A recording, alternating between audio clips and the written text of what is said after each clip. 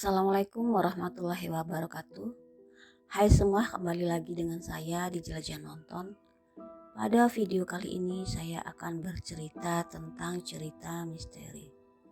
Cerita ini sangat menarik dan bagus untuk didengarkan. Baiklah, kita simak saja langsung ceritanya. Adapun judul ceritanya yaitu Menjemput Arwah Sang Ayah di Alam Gaib. Semuskil apapun kenyataan bisa terjadi selagi Tuhan mengendakinya. Dengan ilmu gaib tertentu, seseorang bisa menjemput arwah sang ayah yang sesungguhnya belum saatnya mati di alam gaib. Bagaimana urutan kisahnya? Mari kita dengarkan. Duki nama samaran. Mendekam di dalam kandungan ibunya selama 12 bulan. Kandungan yang tidak wajar. Tapi beruntung, dia lahir dalam keadaan selamat. Dan anehnya lagi, ibunya tidak merasa sakit sedikit pun ketika melahirkannya. Bahkan seperti tidak sedang melahirkan. Yang mengherankan selanjutnya, Duki tumbuh lebih cepat dari pertumbuhan kakak-kakaknya. Malahan lebih besar dibandingkan kakak sulungnya. Tetapi pertumbuhan yang begitu cepat itu tidak hanya menyulitkan dirinya sendiri, namun juga menyulitkan seluruh keluarganya. Bagaimana tidak? Di sekolah Duki memiliki postur tubuh yang jauh lebih besar dari teman-temannya. Meskipun usia mereka sebaya, akibatnya teman-temannya malas bergaul dengannya, sehingga terpaksa dia bergaul dengan mereka yang usianya jauh lebih tua darinya. Saat usianya menginjak 10 tahun, entah kenapa Duki mulai senang mendengarkan cerita-cerita gaib yang sebenarnya bagi anak-anak sebayanya sangat menakutkan. Dia juga bahkan berkeinginan untuk belajar ilmu-ilmu yang berhubungan dengan dunia tak kasat mata tersebut. Semakin bertambah usia Duki, semakin besar niatnya untuk mempelajarinya.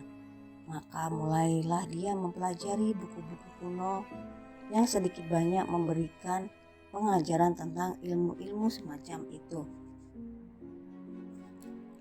Ketika berusia 15 tahun, Duki mulai mencoba bertapa di sebuah kuburan tua yang dianggap sangat angker dan ditakuti semua orang. Semalaman dia di sana tanpa merasa takut sedikit pun. Kebiasaan dan keinginan Duki yang aneh ini bukan tidak diketahui oleh keluarganya. Tapi masalahnya tidak ada seorang pun yang bisa melarangnya. Juga tidak ada yang bisa melarang ketika dia berkeinginan pergi mengembara untuk mencari ilmu-ilmu gaib. Setelah menyelesaikan pendidikannya di SMU, padahal usianya kala itu baru 18 tahun. Sehari setelah menerima ijazah, Duki meninggalkan rumah pagi-pagi sekali diiringi pandangan mata kedua orang tua dan saudara-saudaranya. Semua keluarga hanya bisa mendoakan semoga dia selamat. Tanpa arah dan tujuan yang pasti, dia mengikuti kemana langkah kaki terayun. Selama dalam pengembaraan, cukup banyak peristiwa yang dialami Duki. Baik peristiwa biasa maupun kejadian-kejadian korban gaib. Semakin banyak kejadian yang dialami, semakin bertambah pula pengalamannya. Dan sudah barang tentu semakin bertambah ilmu yang bisa diserap. Sebab setiap kali memasuki sebuah daerah baru, Duki selalu mencari seorang guru yang mengerti dan memahami dunia gaib. Bahkan dia sudah mulai mampu komunikasi dengan makhluk-makhluk di alam gaib. Bertemu jin, genderuwo, dan berbagai macam jenis makhluk halus dan siluman lainnya sudah tidak asing lagi.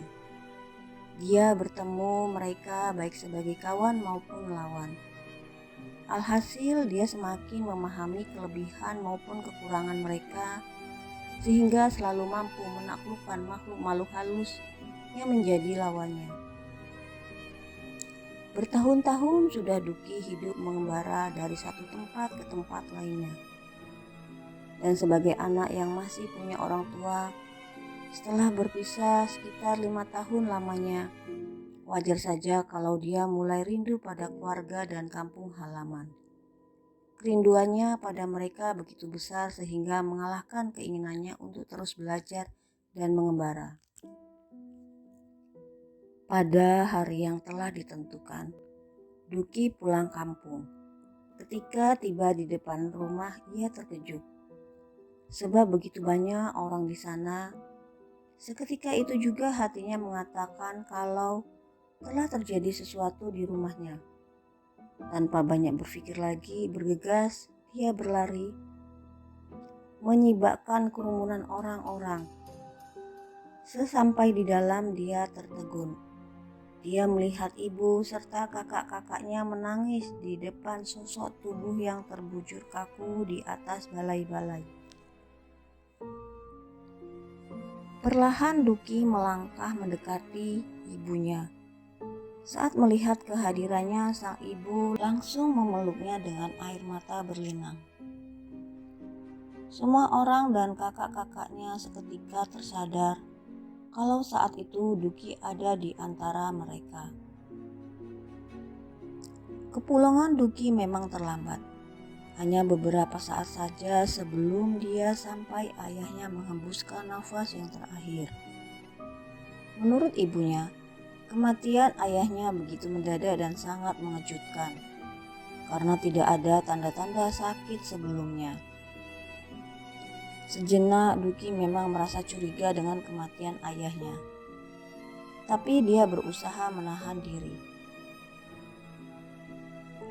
Duki mendekati jasad ayahnya yang ditutupi kain. Perlahan dia membuka kain yang menutupinya. Dipandanginya wajah ayahnya yang nampak begitu tenang, seolah-olah seperti orang sedang tidur. Tapi mendadak saja kening Duki jadi berkerut dan kelopak matanya menyipit. Ayah belum mati. Duki mendesah pelan seakan bicara pada dirinya sendiri. Orang-orang di sekelilingnya, terutama ibu dan kakak-kakaknya, terkejut mendengar perkataan Duki yang pelan itu. Dengan sorot mata heran dan tidak percaya, mereka menatap Duki. Perlahan Duki berpaling, menatap wajah ibunya sebentar. Kemudian dipandanginya wajah kakak-kakaknya satu persatu. Bergantian matanya menyapu semua orang yang ada di ruangan itu. Tidak ada seorang pun yang bicara.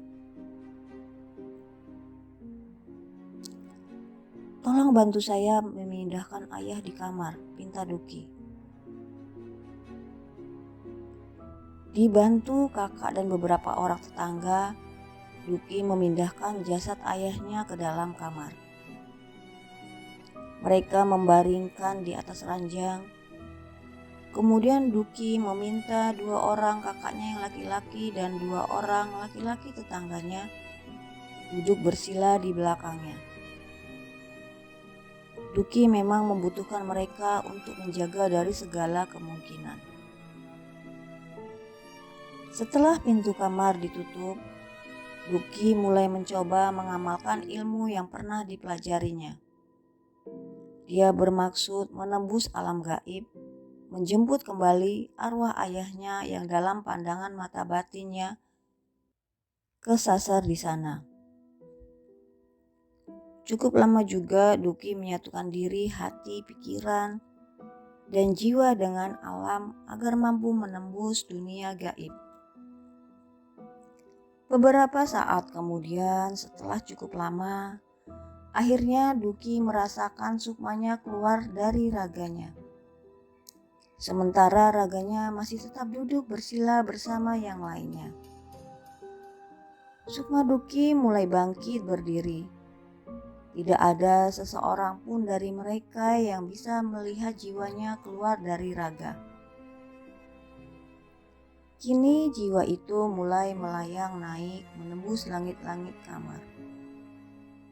Seketika itu juga Duki merasakan sekelilingnya jadi begitu gelap gulita.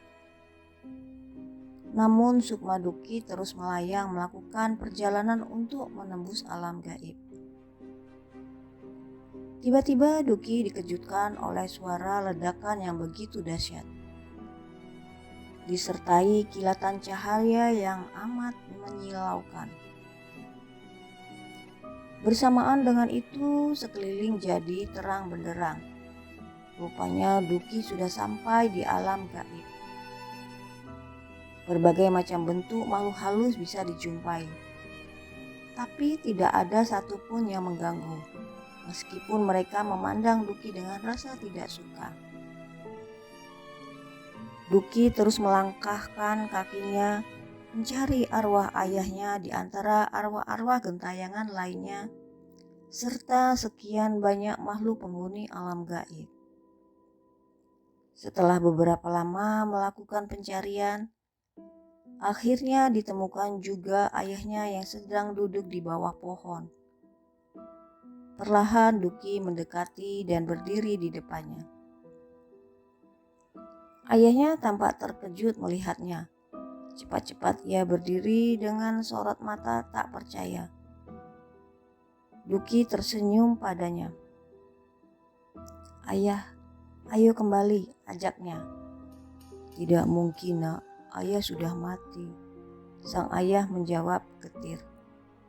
"Ayah belum mati," kata Duki tegas. Tapi belum lagi Duki bisa membuka mulut untuk bicara, tiba-tiba terasa ada yang menjengkram pundaknya. Begitu kuat sehingga membuat Duki meringis menahan sakit. Duki berbalik dan pandangan matanya langsung tertumbuk pada raut wajah yang sangat menyeramkan. Hampir separuh wajah makhluk itu tidak berdaging lagi. Dari tubuhnya menyebar bau busuk yang bisa membuat perut seperti teraduk-aduk. Dengan keberanian yang dimiliki Duki menatap tajam makhluk itu. Dia tahu kalau di balik wajah dan penampilan buruk yang mengerikan itu tersembunyi sosok seorang wanita berwajah cantik dengan tubuh yang ramping dan indah menggairahkan. Namun Duki menyadari kalau wanita itu hanya arwah. Ia mati dengan cara tidak wajar. Dia bunuh diri akibat kekecewaan semasa hidupnya. "Siapa kau? Apa yang kau lakukan padanya?" Terasa kering sekali suara sosok menyeramkan itu. "Aku akan membawa pulang ayahku. Di sini bukan tempatnya," kata Duki tanpa memperkenalkan diri terlebih dahulu. "Tidak bisa.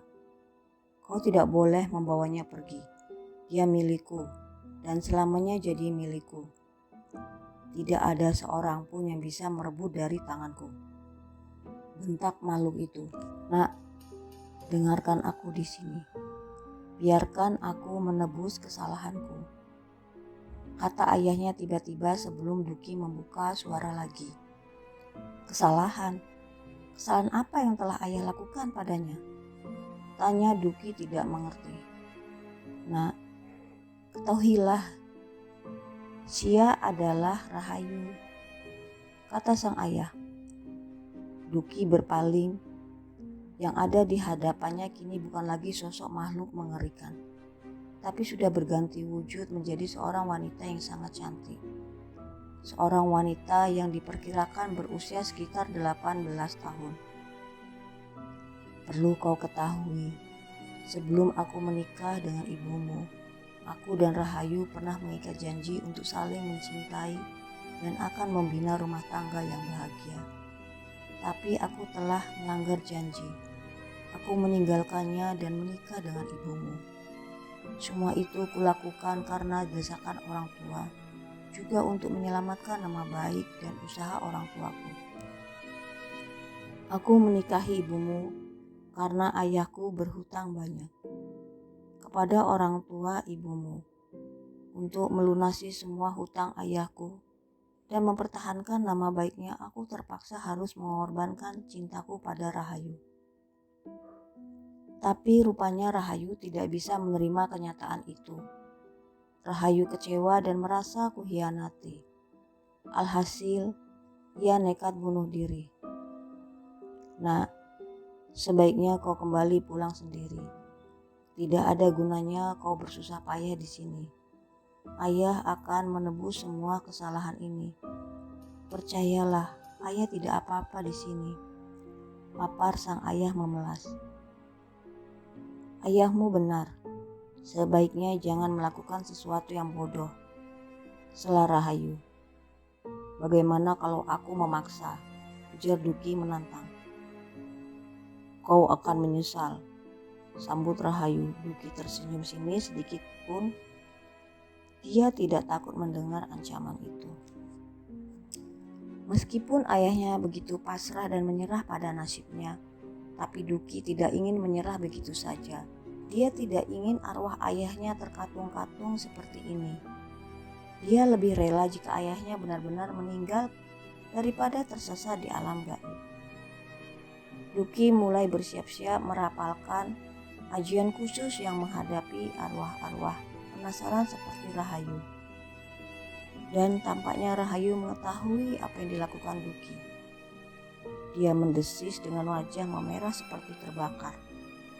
Mereka pun mulai bertempur sengit. Saat pertempuran itu terjadi, di alam nyata tubuh Duki menggeletar begitu hebat.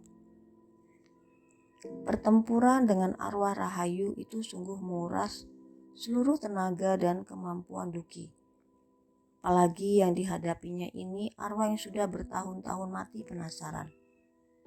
Karena segudang dendam yang menyelimuti hatinya, sehingga membuat arwah Rahayu jadi begitu kuat.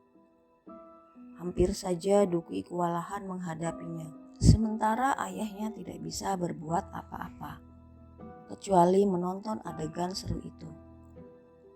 Entah karena kegigihan dan usaha kerasnya yang menginginkan ayahnya kembali ke dunia nyata, entah karena sesungguhnya usia ayahnya masih panjang, akhirnya Duki berhasil memenangkan pertarungan dengan Rahayu. Duki akhirnya berhasil membawa arwah ayahnya kembali ke dalam raganya. Tentu saja hal itu sangat membirakan seluruh keluarganya.